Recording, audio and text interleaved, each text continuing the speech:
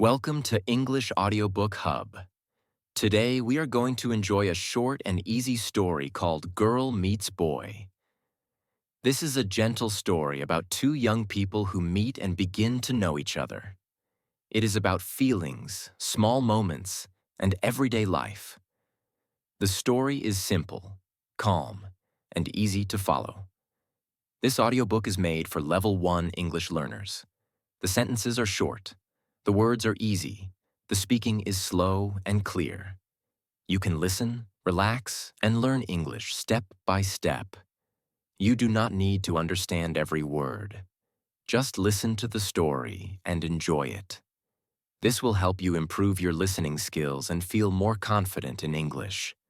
So, sit back, take a deep breath, and enjoy learning English through story. Subscribe to English Audiobook Hub for more easy English graded reader audiobooks. Now let's begin. Donna's story. My story starts in late July. It was July 21st, I think. It was the first day of our holiday, a hot July day. I stood in the sun and looked at the sea. It was 11 o'clock in the morning. I was on the boat at Portsmouth with my mother and father and my sister Louise. Seabirds played near our big boat and the small boats near us on the sea. I started to look at the people with us on our boat. They all watched the seabirds and talked and laughed. They were all happy on the first day of their holiday too. And suddenly there he was, this tall, quiet boy in a blue and white shirt. He was really good looking. I'll always remember the first time I saw him. He didn't see me then. He was with some friends. One of the boys was his brother, I think. They had the same blue eyes, the same mouth and nose, nearly the same hair. His brother and one of the boys with him tried to catch the seabirds, and he smiled at them.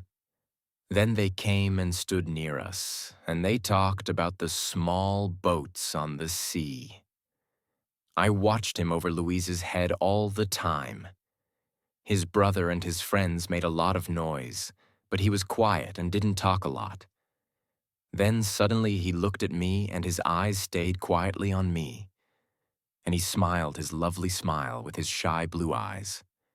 The people near me on the boat, the sun, the sea, the birds, the noise of his friends, time. It all stopped. At that moment there was only him and me and him and his smile for me. Only the two of us. Slowly, very slowly, the boat started to move away, across the water to Spain.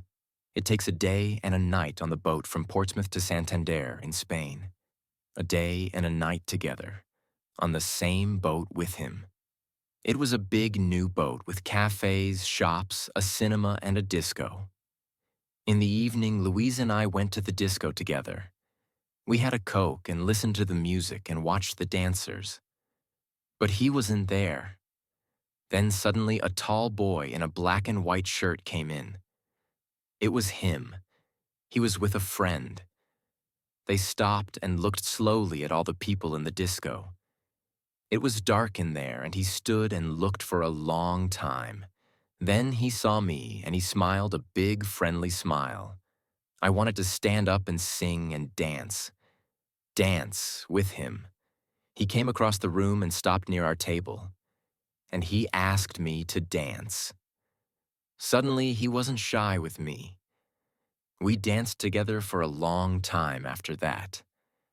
But then I looked up and there was a second tall boy in a blue and white shirt at the door of the disco, with the same eyes and the same mouth and nearly the same hair. But the boy near the door had that nice, quiet, shy face, not a big, open, friendly smile. Suddenly, I knew this was his brother with me on the dance floor, not him. I was with the wrong brother. He stood for a moment near the door and watched me and his brother on the dance floor with sad eyes.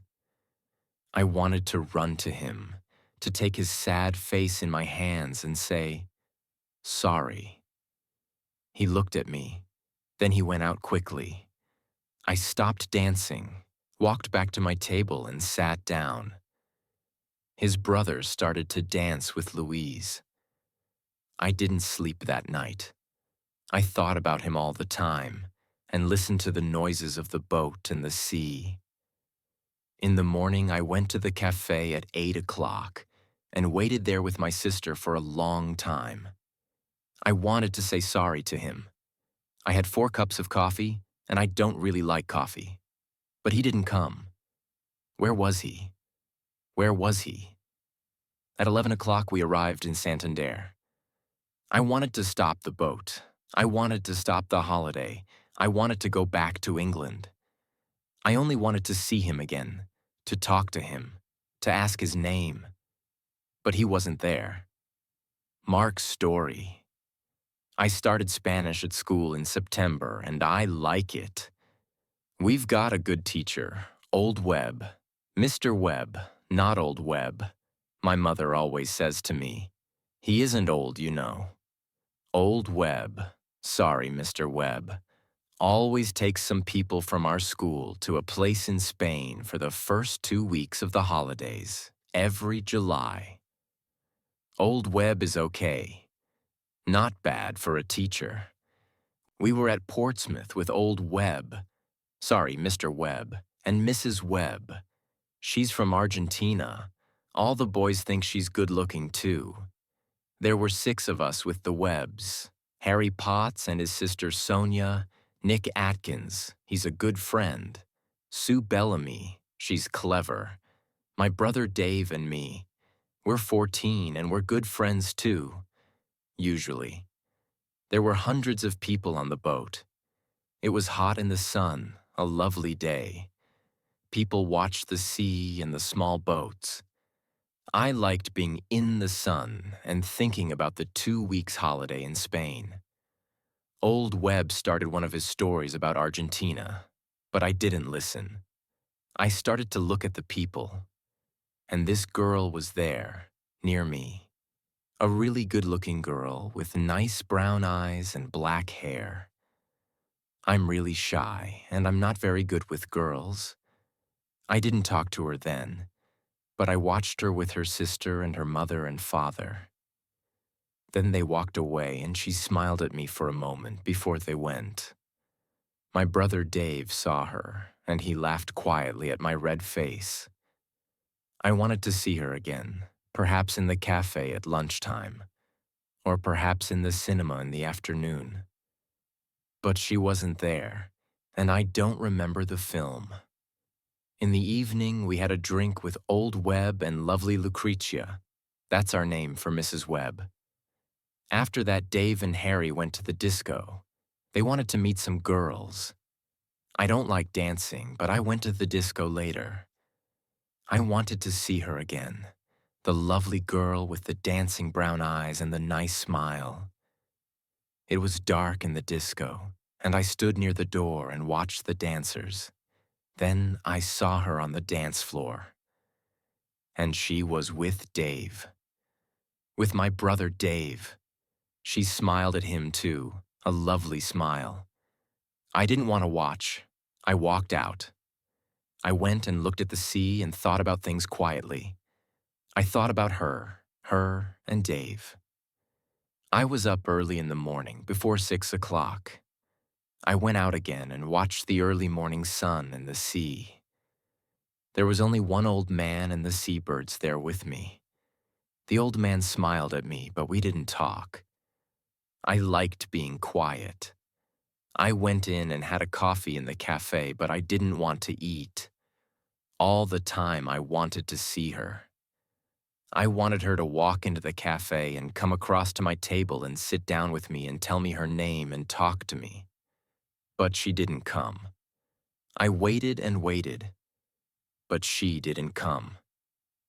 At 8 o'clock, I went to find Nick and Dave. Dave was very quiet all day, and he was really nice to me. And I didn't see her again before we arrived in Santander at 11. She wasn't there. The town's story. Comillas is a small town 50 kilometers from Santander, near the sea. In the town, there are quiet streets of old buildings, and there is a small square.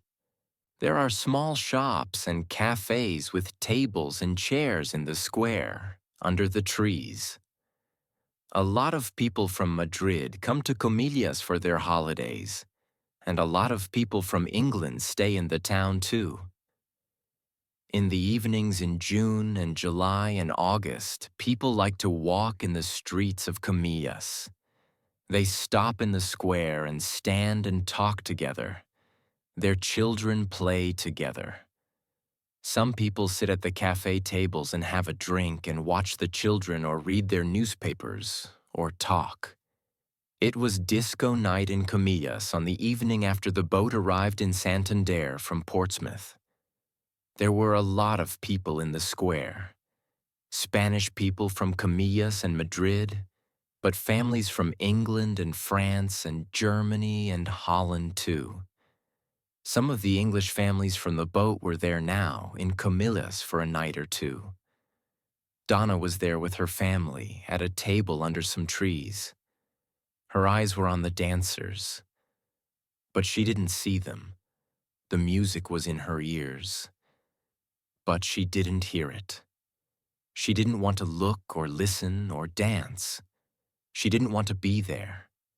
She only wanted to see the lovely shy boy from the boat, perhaps to dance with him. First, Mr. and Mrs. Webb wanted to go to a little place near the beach where they always had good fish. They wanted to have a good time on their first evening in Spain. And later, there was the disco in the square at Comillas. Mark didn't want to go. He didn't want to eat or dance or talk and laugh. He wanted to sit quietly and think about the good-looking girl on the boat. Where was she now? But Dave and Harry and Nick and Sue all wanted him to go. Later that evening, he walked into the square at Comillas with his friends. They found a table at one of the cafes and they all sat down. Mark looked slowly at the people at the tables near them. Donna looked sadly at the people dancing and standing in the square. Then their eyes met. Time stopped. He was here. She was here. He smiled at her with his nice blue eyes. She smiled back at him with her dark brown eyes. Suddenly, he wasn't shy. He stood up and started to walk across to her. She was on her feet. Their hands met. She wanted to dance now, only with him. The others watched and smiled. They all knew. And Dave? Dave watched and smiled happily. You see, only Dave really knew the story. Only Dave knew his plan for his brother. And Donna and Mark started to dance. They were together.